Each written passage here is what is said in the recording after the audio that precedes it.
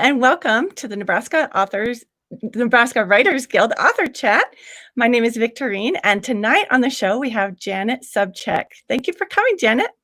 Thank you for inviting me, Victorine. I really appreciate it. Let me read her bio. This is cool. Janet is a special education teacher by day and an award-winning poet and writer at night. Her poetry and personal narratives have been published in 3 compilation books, 4 anthologies, a few magazines, as well as monthly in Your Country Neighbor, over 40 pieces in all. Her most recent work, Envisioning Forgiveness, may be found online at braidedway.org. She is the mother of 5 young adults, is married, and lives in Omaha.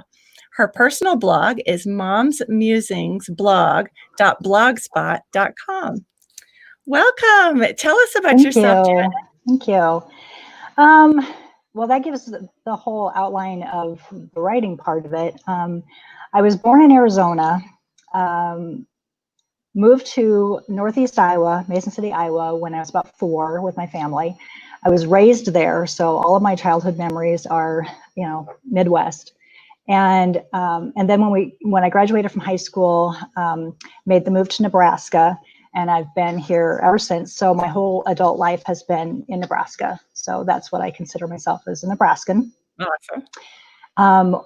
Coming to Nebraska, I went to the community college in Norfolk and earned an associate's degree in journalism.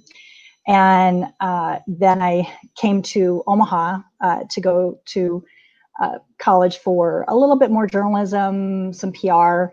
And at that point, I decided I really didn't like the newspaper business. Oh. So that was like a change of course at that point. Didn't know what to do with my life at that point because I had loved the college paper that I had worked on for those 2 years in the community college, and then to come here and be like, oh, wait, no, I don't want to do this. So I started working full time. I had quite a bit of retail experience from, my teen years and early 20s. So I started working full time for a family jewelry store here in town and studied gemology, really enjoyed it. Got to the point of realizing, you know what, this is not my lifelong career, because if I stay in gemology, all of my extra money is going to go toward jewelry. So not going to stay in this career. And about that time I had met my husband to be, and he was encouraging me to look at the insurance industry because that's what his job had been. And at first I thought he was crazy because I had no experience in that way, but went ahead and became a medical claims auditor. Did that for a few years. We got married, started having a family. And at that point I realized, I don't want to be in a cubicle the rest of my life. So medical claims auditor is not going to be it. So settled into raising a family, stay-at-home mom for 16 years, did a home business for 11 of those years, enjoyed it, enjoyed the people contact, enjoyed raising kids. When my youngest was in school, then it was time to get a little bit settled into something. Somebody suggested, actually one of my customers suggested, look into becoming a para. So I became a part-time para in a public school. And then from there, it kind of snowballed into I became a teacher. I went back to school, non-traditional student, felt very late in life, but different career path, and got a degree in K-12 special education. And that is where my heart is. And so I am a sped teacher at Madonna School here in Omaha. Love that. And you mentioned I've got 5 kids, ages 31 to 19. And I just this March am a new grandma. I have a granddaughter, Ruth. Well, congratulations. So shout out to them. Exciting. So yeah, that's kind of me in a nutshell. I'm kind of I lead kind of a quiet life. I like reading and writing and taking my dog for a walk and that type of thing. So nice. So since you went into journalism, you've probably been writing for a long time. How long have you been writing?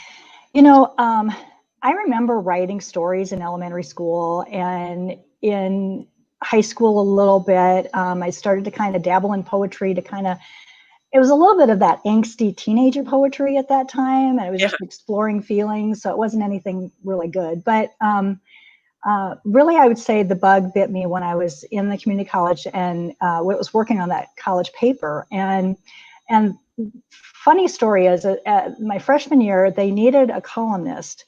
and they were struggling for ideas of something that people would want to read for, students would want to read every time it came out. I think it was, I want to say it was monthly, maybe, can't remember. And so they hit upon the idea of a horoscope column. And I don't even believe in horoscopes, but I was assigned to write a horoscope column.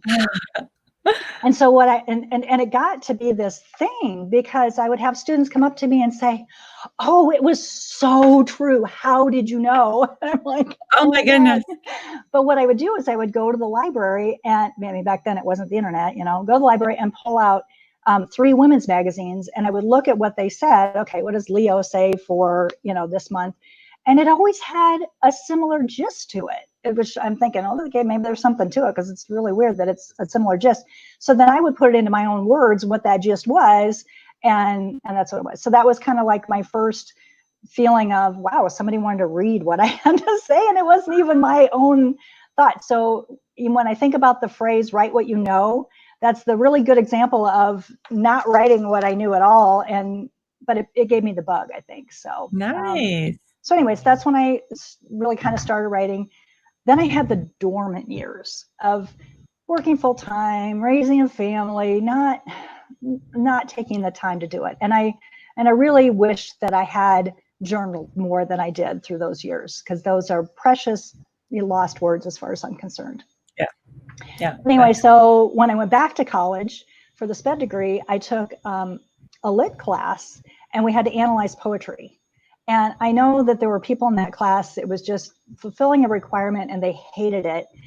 And I loved it. And I was like, wow. And so I was learning and I was writing, and it started to flow. And then you get to a point as a writer where you realize, writing is all about communication, and you're not completing that communication if you don't have a reader. Yeah. So one of my daughters suggested that I start a blog. And so she set it up for me, because I was like totally almost tech illiterate at that point in time. This was 2012. And so she set it up for me, and I immediately started, throwing all sorts of poetry on that blog and put my heart into it and stuff. And then I got the bug to start submitting things to, maybe magazines or whatever. And what I found out, screeching halt, was that, gosh, if you've posted it on a blog, they consider it published, and they're not going to look at it. Sure. Oh, crap. So I did all this stuff. So kind of put the skids on the blog, and now it's like, okay, let's post a few things now and then. Now it's kind of a place to put the things that I've published so that people can access them and enjoy them in that way if they want to. So it's kind of more like a log for me, instead of a typical blog where you interact frequently. So, but anyway, so that, and then I kind of learned the method of using the writer's market resource to figure out what are the small magazines and periodicals and stuff that will accept unpublished authors, that will accept little things that maybe a big place wouldn't take. And so I kind of was able to find places that liked what I do, and that is just kind of snowballed from there. That's great. What I do. So fantastic. So I know you write poetry. Tell us more about what you write. So I do write a lot of poetry. That's and some of that is just it just comes. So I know I have a daughter that says, "Mama, people like to write poetry, but nobody likes to read poetry. So write more prose, Mom." And so I try to write more prose for her, and I try to write more happy poetry, because sometimes poetry brings out the depth of feelings, and it can be kind of sad or somber things that I come out with sometimes. So I've tried to tailor that a little bit, but I do write a lot of personal narratives and try to record the stories of the funny things or the interesting things that have happened through the years raising kids. I have written a few like children's stories, and I have written some devotionals too. So kind of an assortment. Yes. So we have a question from Charles. He is wondering, what do you think made poetry unappealing to your classmates? For those of us that like poetry, I can understand you asking that, because it's like, well, what's wrong with poetry? But if you put yourself in the shoes of 19-year-olds, 20-year-olds that are in college, and they're really focused on the classes that they, or anxious to get to the classes that they want to take, and the lit was just a prerequisite, or just one of those requirements that they had to take, whether they were interested or not. So I think it was just that. Yeah. So Yeah. good question. And he also wants to know, what did you like about poetry? Okay, so that's a good question too. And this is something that I kind of had to figure out through the years, is that I'm a poet. And so of course poetry appeals to me. And of course that's the way I end up writing. I didn't understand that people, whether you're published or not, you're a writer. Whether you're published or not, you're a poet. Yes. And when I got to the point of understanding that, then then I think things kind of took off for me. That it's when I claimed it, that gosh, I'm a poet. That's what appeals to me, is because that's a part of how I look at life. And I do think that poets look at the world around us kind of in a different way. And I think little things capture our imaginations in a different way. So just part of who. That's a good answer. Thanks. So what kind of poetry do you like to read and write? Okay, so in lit class, we had to read a lot of classical poetry, and I was really good at analyzing it. I can't say that I enjoyed all of that, because I really prefer poetry that I understand well, or that I can, put myself into. So I'm not a fan of real ethereal, cerebral, literary poetry that I don't feel, or that I can't clearly understand. If I get to the end of a poem and I really don't know what it was about, I'm dissatisfied.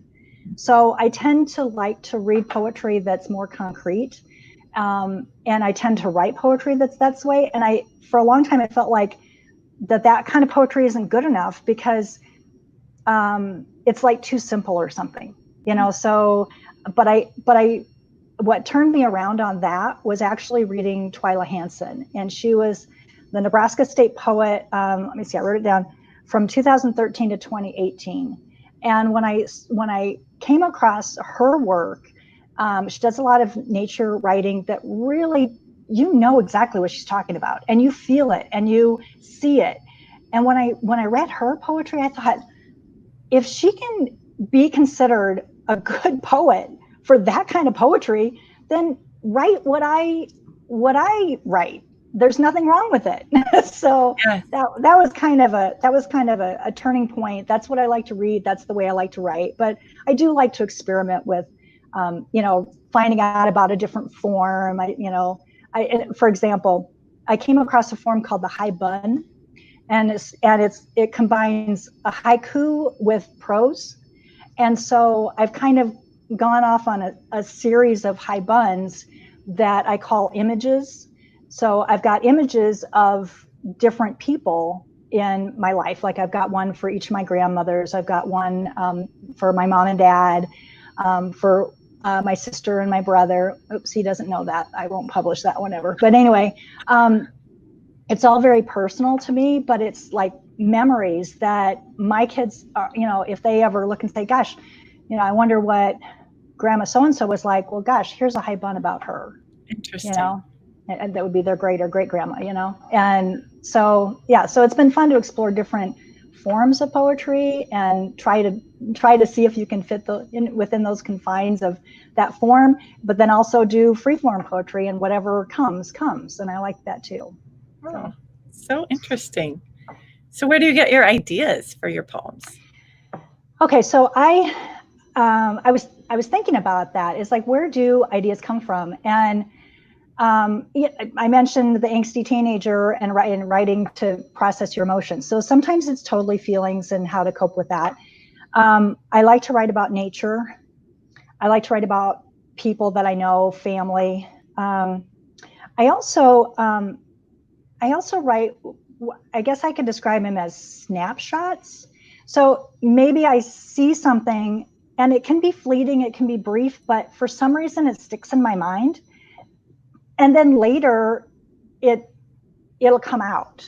So, and later I'll read one of those and, give you an idea of what that's like. But I think that's been a good source of inspiration for me, is just being observant. So. Yeah.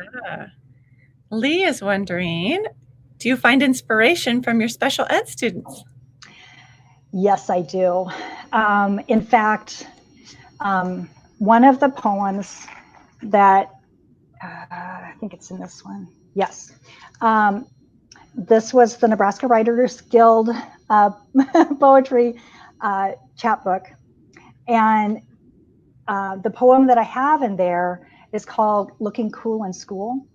And I'm not going to read it because I don't know, it feels kind of personal to me, and sometimes you get kind of personal, and I don't want to like break down and cry about it. But Looking Cool in School is about a special ed student that I was just the substitute teacher that I've worked with him a few times. So he's not even a current student, but just left a lasting impression on me. And it, when I showed it to a critique group, they said, this is an important poem, you need to get this published. So that was a good avenue to do that. And I thank the Guild for putting together those opportunities for us to have things published. Oh, how cool. I love that story. Give me chills. Awesome. That is great. So tell us about your publishing journey. How did you get published at first? I mentioned about getting the bug in the college newspaper, the long dormant stage. When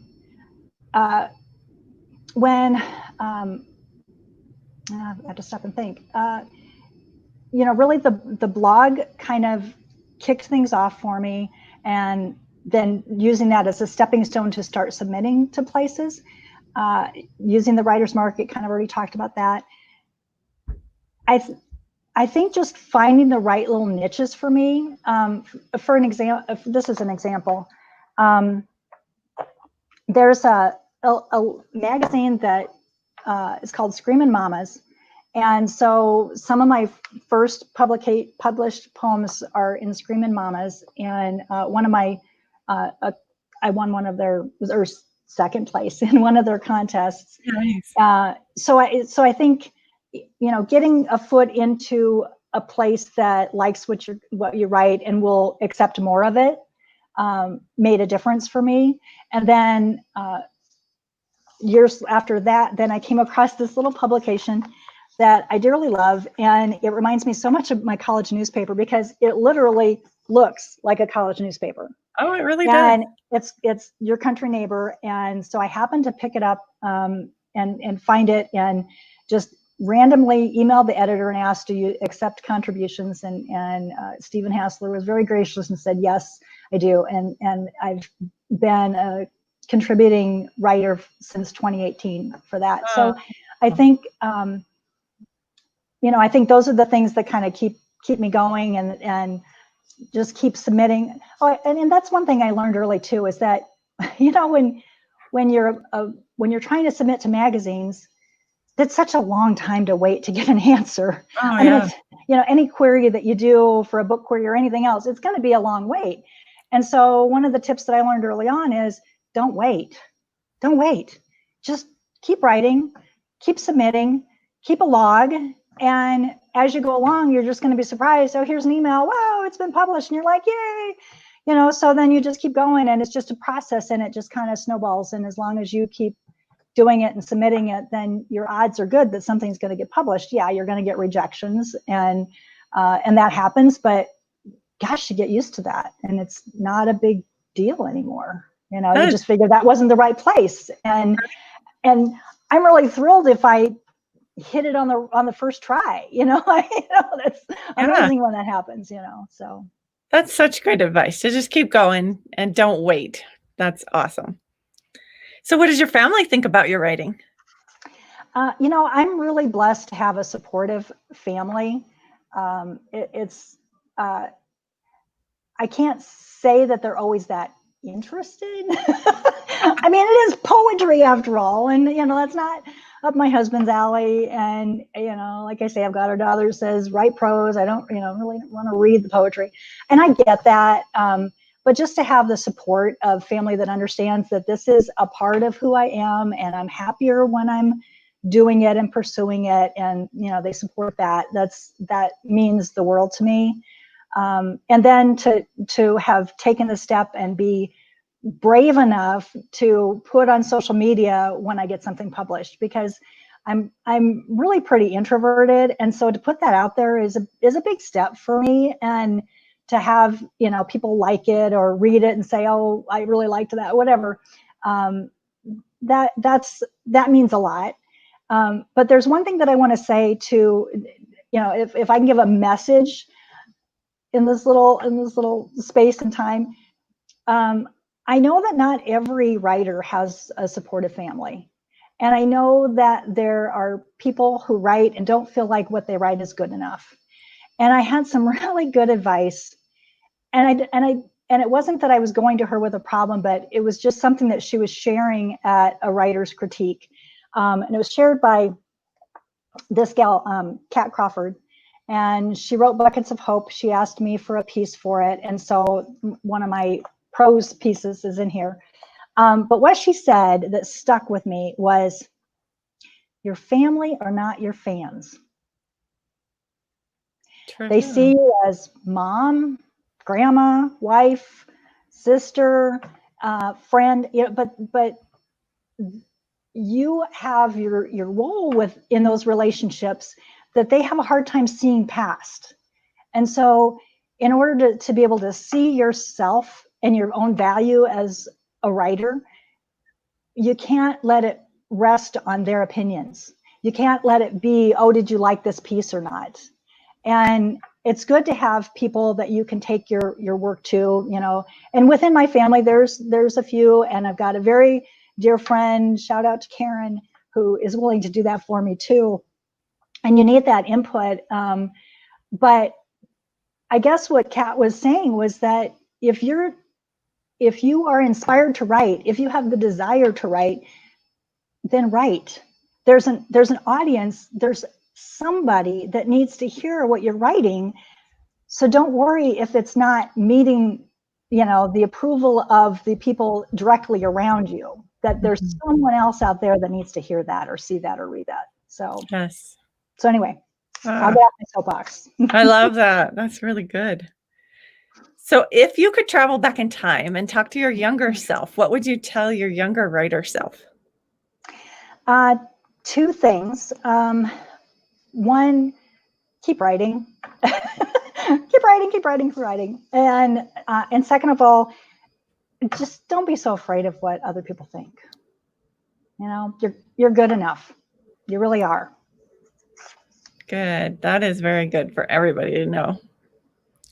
What are you working on right now? Okay, so every month I contribute to Your Country Neighbor, so there's always something like that in the works. And he's nice enough to take both prose and poetry, and and sometimes it's just a little piece of poetry, and sometimes it's I think this is an example. Sometimes he's nice enough to give me like a whole page spread with pictures. Wow. So that's kind of an ongoing little thing. Now, currently in the state that the world's in, that's definitely had an effect on what I'm working on and what I'm doing. And so I'm writing a diary of my pandemic days, and right now it's about 45 pages typed. Wow. Don't know if I'll ever do anything with it other than the fact that it's there, and maybe a great grandchild will someday want to read it and see what life was really like for us at that time. Yeah. So there's that. But the other thing, inspired by the pandemic, and this is kind of how it happened. When the news was saying, America is like 2 weeks behind the crisis of Italy, and you're watching Italy, and the pictures on the TV were god awful, and I'm thinking to myself, okay, if you've literally got 2 weeks left, if that's what we had, what would you do with the 2 weeks? And there was different ways to look at it, different things I did and reacted, like, okay, organize, clean out those closets. There was that part of you, and I know a lot of people are doing that. Then there's build up those relationships and reach out and do that. And so yes, doing that too. But then there's the other part of me that was bigger, that was saying, what am I going to leave behind? What is there of me to leave behind? And so one thing that I did was I put together the things that I've published into one binder. So, you know, it's not just all this scattered stuff. It's in one binder. That's good. But then I created a gift to my family. And it's intended for like more like my grandkids. I mean, because my kids are interested, but only so far, you know. Yeah. But it's called From Me to You, Family Poetry and Stories. So it's anything that, like I say, the high buns about family members. It's any poetry that I've written and published that has a family connection or is about somebody that they would know or might be interested in. And really it's ended up kind of being my memoir too, because of the family stories in it. And I put in a lot of pictures. So, because I really think that the pictures are what make things interesting. And so anyway, so that, I mean, literally this binder is really pretty thick, and this has been my Corona project. And That's awesome. kind of an ongoing thing, but that's kind of been the gist of it. I submit things all the time. So I sent some things off recently, and I submitted to the next Writers Guild chapbook. And so, I mean, you know, we'll just keep doing it and keep seeing what happens. So. Yes, great.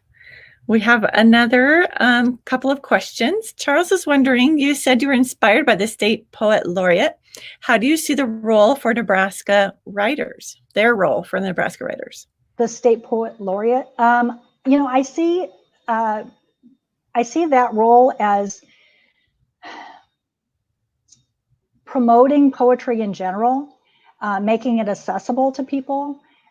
I do think that poetry does need to be promoted. I don't think it's something that we have a lot of time in schools to deal with. And, but I do know that when I've taught poetry in classrooms, that the kids soak it up, and they get so excited when they can see, gosh, they can actually write a poem, you know, even from first grade on. So, so I see them more as somebody that can promote it and inspire people and kind of light a fire and lead the way. And now another one is Ted Kuzer, and he was the U.S.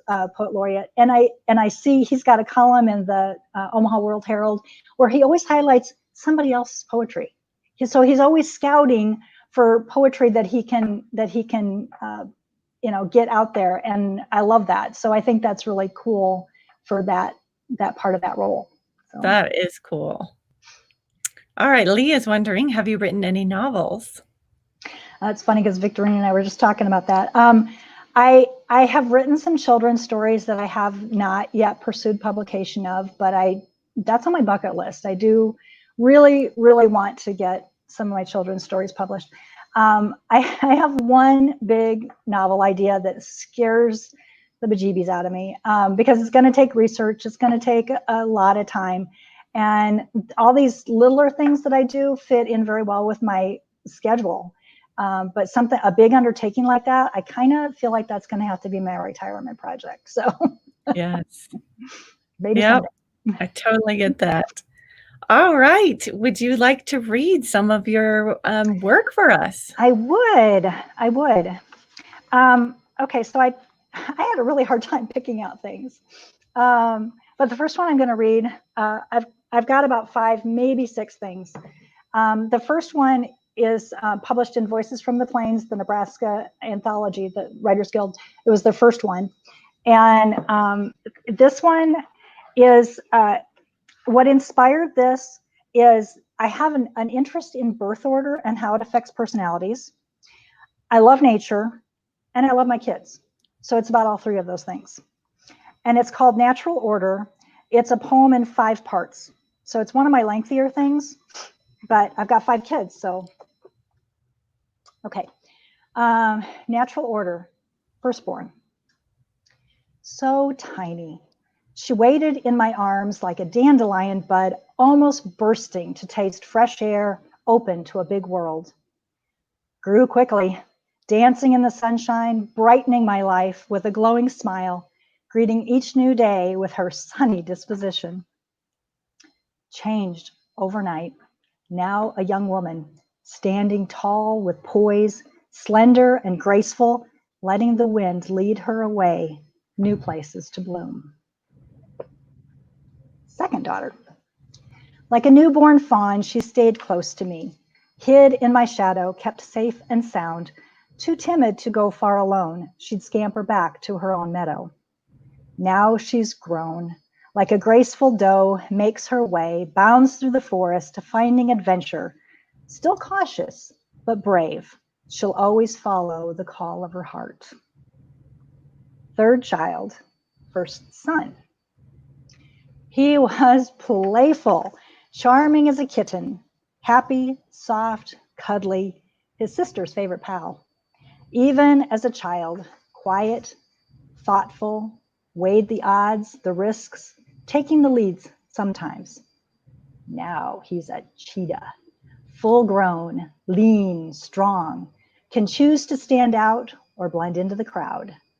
He's quick, decisive, can rest long or run hard, sprinting toward his own goals, then coming home again. Fourth child, second son. He was born to entertain, demanded attention like a dolphin in the waves, dancing, chirping his song. Loyal and trusting, eager to please, playful, gentle, helpful, happiest in a group. Growing up is difficult for one so friendly, who takes risks, tries hard, too often gets hurt. Fifth child, baby girl.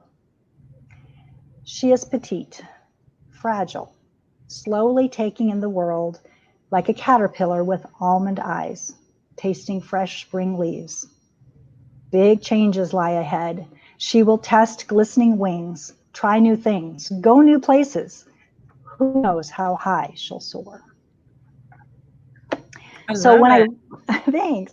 So when I wrote this, it was, okay, my youngest is now 19 and she was a toddler at the time. So I'm kind of thought off and on, maybe I should update the last two kids because it doesn't show them as grown-ups. But anyway, it is what it is for now. Oh, that's good though. It gives you that snapshot in time, right? Yeah, that's what I like about it. Maybe that's why I haven't changed it. But anyway. And this next one is, it's called Summer and I. It was published in Your Country Neighbor in August of 2018. It's a kind of an end of the summer poem, but I'm going to read it now.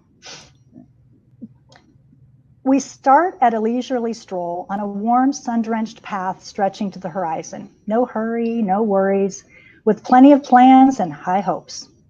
Our pace quickens as we near July 4th. Excitement builds. Fireworks flash. We dash to a hilltop for a better view. Flop down on the grass, gazing slack-jawed at the sky. Tonight is perfect for sleeping under the stars. The next morning, the hilltop has become a water slide. No going back. Gravity has a firm hold. It pulls us, splashing and flailing through curves and loops, zooming through the weeks to August, with eyes closed, drenched and screaming. Suddenly, the ride is over. Summer hands me a backpack, sighs, walks away, then turns to wave goodbye. Cute. So as an educator, that's kind of how I feel about summer. I love like you start out, you got these hopes and things you're going to do, and then it somewhere around 4th of July, it's gone. Yes, that's true. The next one I want to read is called Awakening.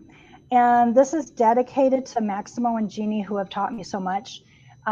This is not yet published, but it's a very important poem to me. And this is a situational poem. This was inspired by real events. It is a story. Okay. Awakening. This Catholic stayed in small social groups, Christian circles, values and traditions seldom challenged, comfortable, where sharing my faith meant agreeing with one another. A summer move changed perspective, brought into view a synagogue, new neighbors, an elderly rabbi, his wife with a small dog, quietly living their faith. Friendly waves, conversations by the mailbox, Rabbi's warmth, gentle advice, hearty hellos led to learning about their faith. One cold morning, garbage truck roared by me, coat over PJs, dragging cans, too late. Bring them over here. Truck circles back for our side, offered Rabbi. I smiled. Another day, on drive home, my husband saw Rabbi walking alone. When offered a ride, politely declined. No, thank you. It's the Sabbath. My own awkward gesture, a plate of undecorated cookies in December. Wife's delighted response, Christmas cookies! I haven't had these in ages. Her reaction settled insecurities, sparked curiosity and conversation. Misconceptions gently nudged into understanding. Next December, Rabbi came with store-bought Santa cookies, explained kosher foods, answered many questions with good humor. In the spring, their basement flooded, not by seasonal rains, but by an unseen hand. Outside faucet turned on in the night. We've been targeted before, Rabbi sighed. Random mischief or persecution? We may never know. I ponder the meaning of discrimination and search my own soul. Good. Okay, a little bit lighter one after that. This has been submitted, and I'm very hopeful, but it hasn't been published yet. It's called Forbidden Fruit, and it's not about me or my mom. It's about a student that I know. Nobody I'm working with now, years ago. Forbidden Fruit. No, it's not good for you. White is better, Mom always says. That smooth white liquid enhanced by chocolate and sugar wouldn't taste nearly so delicious if it wasn't forbidden. Every school day in the cafeteria, first grade rebel uses milk money gave him and selects a brown carton. Shakes it after or before opening, smiles with anticipation, savors its decadence, and wipes the evidence from his lips.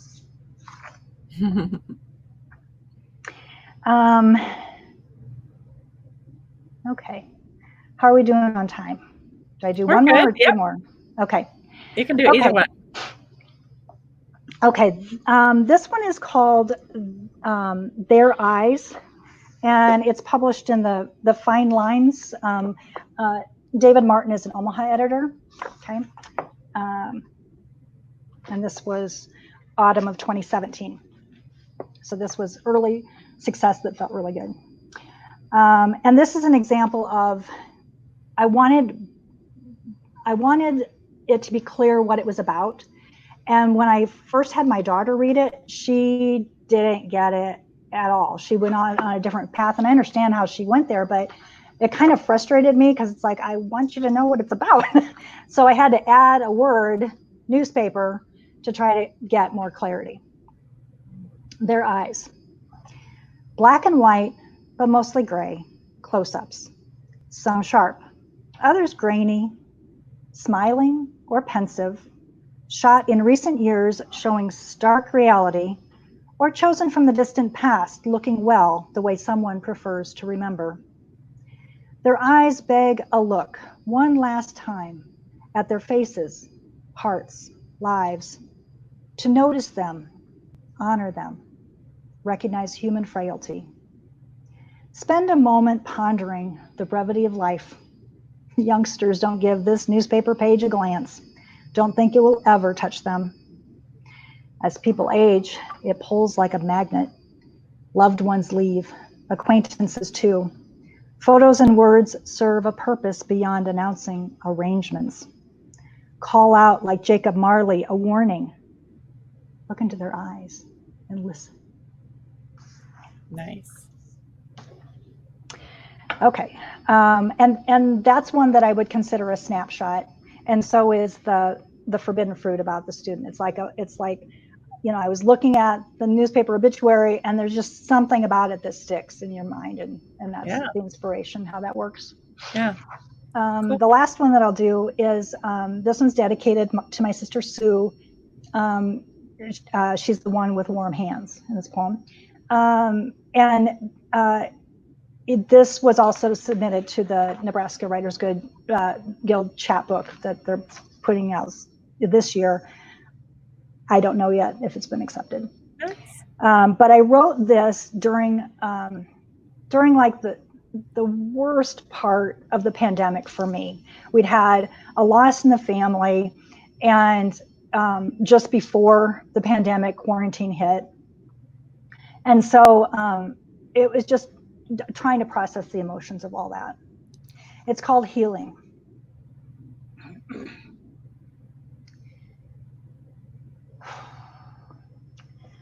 The soul of a poet feels the depth of a mournful stare. Sadness clings to her skin, clothing, hair. A gray mist swirls, suffocates.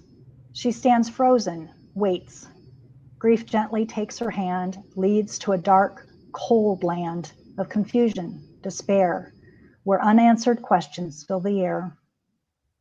The soul of a poet feels another's loving glance, an encounter purely by chance, that offers a warm hand, guides her to a safer land, a quiet place to unload the cares of a long, winding road where compassion abides, the sun no longer hides. Nice.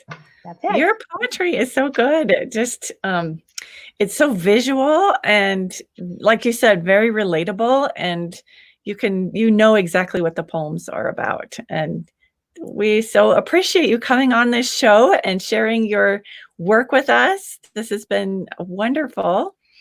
Well, I thank you guys at the Nebraska Writers Guild, because I've been a member for, I think 5 or 6 years, maybe a little bit longer. And I just want to say that anybody that's a writer needs to have the support of other writers. And that is a huge function that the Guild provides, as well as all the events and the things that you do. And just know that it's very appreciated, not just by me, but the others that benefit from it. And I've just met such wonderful people, and not necessarily face-to-face, but online. And this is the first time face-to-face online with you, Victorine. We've just done emails.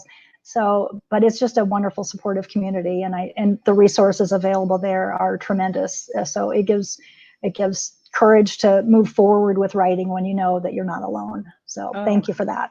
Thank you, Janet. We really appreciate that. Next week, we will have Tammy Marshall on the show. She is the author of the novel The Clearwater House and a collection of stories and poems called The State of Georgia and Other Writings. We are so happy you came on the show, Janet, and thank you for sharing your work, and we wish you good luck with all your future endeavors. Thanks. Appreciate it.